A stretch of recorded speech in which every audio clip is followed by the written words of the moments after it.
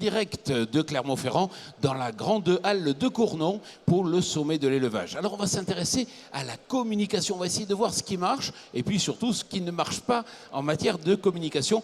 Et pour ça, j'ai le plaisir d'accueillir Blandine Bonnière. Bonjour. Bonjour. Alors vous êtes présidente de la commission digitale du CIRPA. Le CIRPA, c'est...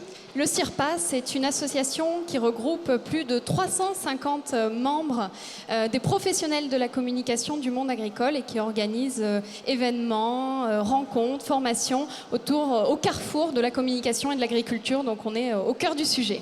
À ma droite, Delphine Gay, vous êtes responsable communication et affaires publiques donc au GNIS. Le GNIS, c'est...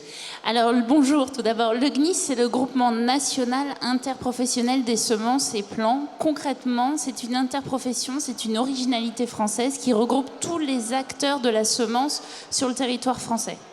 Et juste à côté de vous, Lux Messert, bonjour. Oui, bonjour. Alors vous êtes agriculteur, président de phare, vice-président de la FNSEA, on emploie le terme de vice-président, c'est bien ça? C'est bien ça. En charge de la communication, et ça tombe bien parce que c'est pour ça que vous êtes ici, et puis président de la fédération régionale, donc des syndicats d'exploitants agricoles Nord-Bassin parisien. Voilà, agriculteur en Picardie, dans l'Oise, en polyculture élevage avec des vaches laitières et un peu de charolaise. Mesdames, si vous êtes d'accord, galanterie oblige, on va démarrer par Luc. Alors, on se repositionne le 3 septembre. Vous vous souvenez tous, il y avait une manifestation entre 1000 et 2000 agriculteurs qui convergeaient sur Paris. Effectivement, Xavier Belin a pris la parole place de la Nation. Et là, on a senti que certains agriculteurs, peut-être une vingtaine, trentaine, cinquantaine, je ne sais pas, peu importe le nombre, le remettaient en cause. Alors c'est vrai que Xavier Belin, c'est un homme qui communique, c'est un homme de dossier, c'est un homme... C'est pas un tribun forcément. Et sur une estrade, peut-être que les gens qui étaient venus en tracteur, ils avaient envie d'entendre parler prix. Ils avaient aussi, peut-être parce qu'ils avaient fait 6 heures de tracteur, d'avoir quelqu'un qui soit un véritable tribun. Est-ce qu'aujourd'hui, on peut dire qu'il y a des erreurs de communication au sein de la FNSEA dans ce cadre particulier? Alors, oui, ce 3 septembre, il restera dans les dates. Déjà, par rapport à la forte mobilisation, c'est quand même 2000 tracteurs, 8000 personnes qui étaient présentes. Et puis surtout, ça faisait à un moment donné, après 500 manifestations durant tout l'été. Ça a démarré à Caen, c'est passé dans toutes les régions. Et puis, c'était vraiment à la hauteur de la situation qu'on vit aujourd'hui, une crise qui est assez historique. Je crois qu'on est au bout d'un système et qu'aujourd'hui les filières d'élevage ont vraiment besoin aujourd'hui d'être... Et derrière ce vrai problème économique, il y a aussi un vrai problème moral. Et quand le 3 septembre, Xavier prend la parole pour annoncer des décisions à court terme sur le conjoncturel, et puis... forcément, il y a des attentes qui sont complètement différentes entre le céréalier qui est venu soutenir les éleveurs et puis le producteur de bovins ou le producteur de porc qui est aux abois qui souhaitait que ce 3 septembre soit annoncé, et pour en avoir discuté certains, qu'on allait remettre leur dette de 50%. Et ça, on veut dire, le Père Noël, on sait que c'est le 25 décembre, mais encore... Voilà, donc c'est quand même compliqué. Et puis la particularité aussi de notre syndicalisme, je crois qu'il va être aussi le réalisme. On peut faire des tribunes, on peut être un grand orateur, mais c'est pas ça qu'attendent aujourd'hui les agriculteurs. Aujourd'hui, ce qu'on veut, c'est des annonces pour passer la crise et puis surtout regarder à demain. Et moi, ce que je retiens quand même derrière cette manifestation, on avait lancé un hashtag Avenir Agri. Il a été repris 8000 fois. C'est-à-dire qu'on sait manifester, mais on sait aussi derrière se dire, notamment sur les réseaux sociaux, de mettre derrière Avenir Agri. Alors, il y a certainement une erreur de casting dans la prise de parole. C'est clair qu'en face, ça aurait dû être le ministre de l'Agriculture qui fasse les annonces, parce que on n'est pas là pour défendre des décisions qui sont forcément insuffisantes quand on voit la situation actuelle, et que ce que voulaient vraiment les gens et ce que veulent les gens, on sait très bien que ce n'est pas à Paris qu'on allait obtenir les prix. Et donc, dans cette discussion, forcément, il y a quelques sifflets, mais moi, ce que je retiens, c'est avant tout un président qui a mouillé la chemise, qui était présent énormément, qui a fait énormément de relais de télé, radio, durant toute cet été, et qui encore maintenant mouille la chemise. Je pense que c'est ce qu'on a besoin aujourd'hui. Et puis dans le fond, Xavier Belin, il nous a fait du Xavier Belin, c'est-à-dire qu'il est apparu tel qu'il est. Normalement, on ne peut pas lui en vouloir à la limite. Est-ce qu'il est média traîné? Est-ce qu'il est formé? Est-ce qu'il a un service com qui lui dit « Attention, là vous êtes sur une tribune devant 8000 agriculteurs, il ne faut pas parler pareil que dans une réunion ». Alors, les services communication a bien évolué à la FNSEA. Il y avait 2 personnes il y a 5 ans. Aujourd'hui, c'est 8 personnes qui travaillent. à la communication. Et c'est Xavier Belin qui, par exemple, a souhaité qu'il y ait un vice-président qui soit en charge de la communication. C'est tout nouveau, ça a 2 ans. Donc on essaye justement, parce qu'on a aussi besoin justement de cette directeur communication pour aussi nous alerter, nous accompagner, nous coacher, nous former à la prise de parole. Mais il n'y a rien de tel qu'une vraie prise de parole simple, parler vrai. Et c'est là-dessus que j'insisterai, parce que je crois que notre force aujourd'hui, c'est de dire les choses telles qu'elles sont. Et je pense que ce capital sympathie de 85% des Français qui nous soutenaient, c'est aussi parce que voilà, on a des valeurs, et que Xavier, moi en tout cas pour travailler au quotidien avec lui, c'est quelqu'un qui d'ailleurs, il était là dès lundi dans le Puy-de-Dôme pour aussi montrer cette solidarité, cette présence au quotidien sur le terrain. On est plutôt des faiseux que des diseux, et c'est peut-être des fois ça notre problème. Blandine Bonnière, alors moi je suis journaliste. Quand je demande pour une interview d'avoir une personne qui me répond, chaque fois les directrices com, parce que c'est souvent des directrices, me disent « Oh là là, attention, il faut que ça soit le président ». Pourquoi il faut que ça soit toujours les présidents dans les organisations agricoles qui parlent? Or, souvent les présidents sont vieux, je ne parle pas pour vous, Luc, vous êtes un jeune président, mais souvent les présidents, parce qu'ils ont peut-être plus de temps disponible, sont plutôt âgés, et ça ne donne pas forcément une image moderne du secteur. Alors pourquoi c'est systématiquement les présidents qui parlent dans le secteur agricole? La première chose, c'est que peut-être que c'est pas que propre au secteur agricole, hein, cette prise de parole de par les présidents, de par les élus. La deuxième chose, c'est que dans le secteur agricole, spécifiquement pour parler aux agriculteurs, c'est peut-être mieux que ce soit un agriculteur qui s'exprime.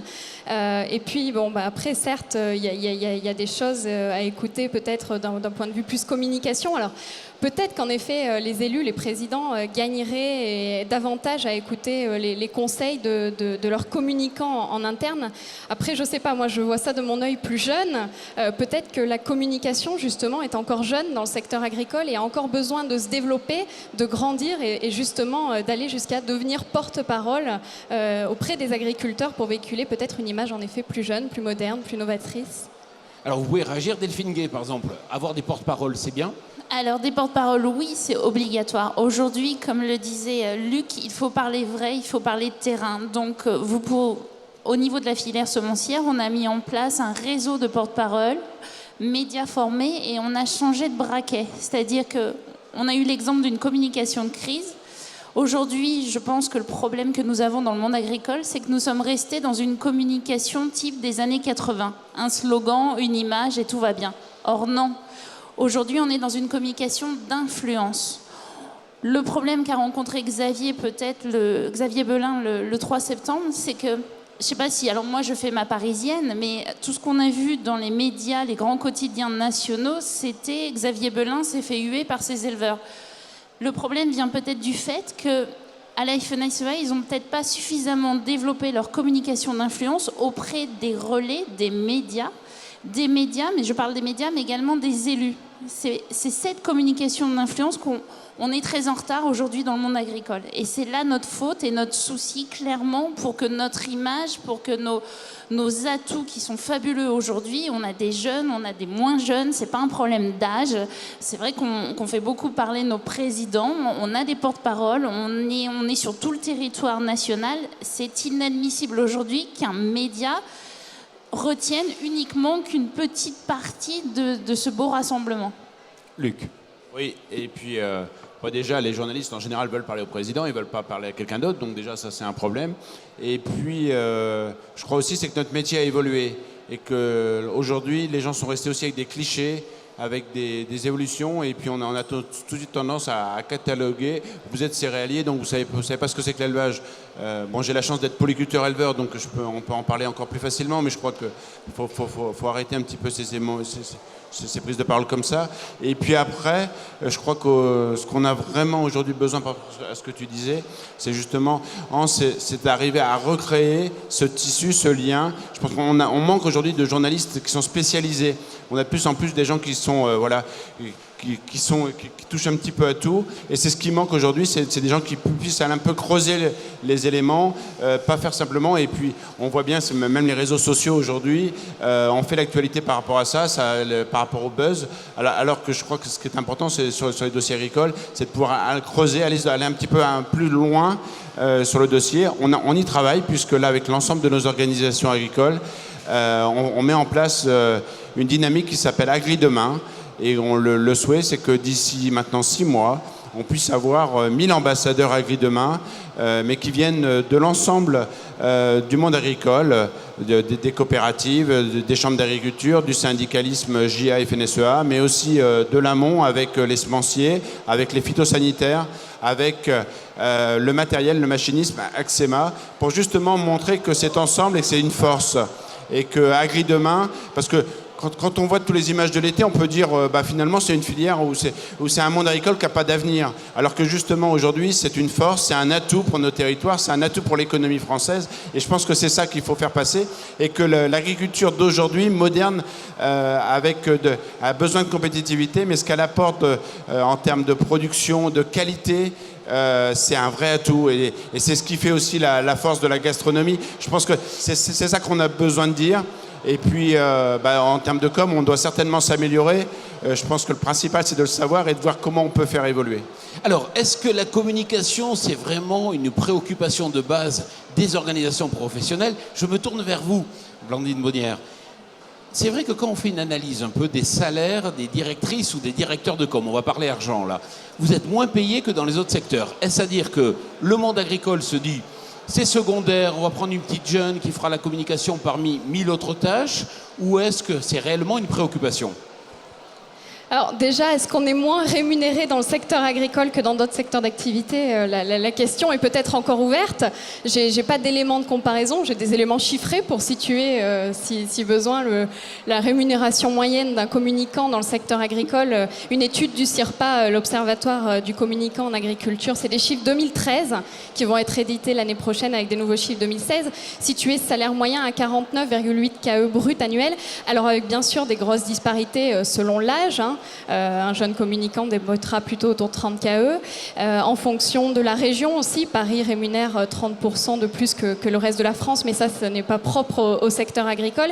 Et avec aussi des disparités hommes-femmes, mais qui ne sont toujours pas propres au secteur agricole, hélas, qui peuvent aller jusqu'à 18 KE en tant que communicant agricole. Après, la question des femmes, finalement, dans l'agriculture, puisque vous disiez directrice, jeune femme, est-ce que ça signifie que c'est moins pertinent? Moi, je pense pas. J'aurais plutôt tendance à dire que finalement, si on met des femmes à ces postes de communication, c'est qu'on a besoin, sur ces missions-là, peut-être de leur finesse, de leur sensibilité, de leur intelligence et de la subtilité, justement, à travailler et à faire passer certains messages. Luc, on va parler peut-être en dehors de la FNSEA, ce sera plus facile. Dans les organisations professionnelles agricoles, dans lesquelles vous assistez à certaines réunions, est-ce que vous avez l'impression que la communication, c'est vraiment une priorité aujourd'hui? Réponse franche. Très clairement, non. Ah, merci. C'est l'actualité qui domine, le syndical, la pression qui nous est donnée sur le terrain. Et très clairement, la communication n'est pas forcément mise en avant et n'est pas, en tout cas, même préparée comme on peut le préparer sur des interventions.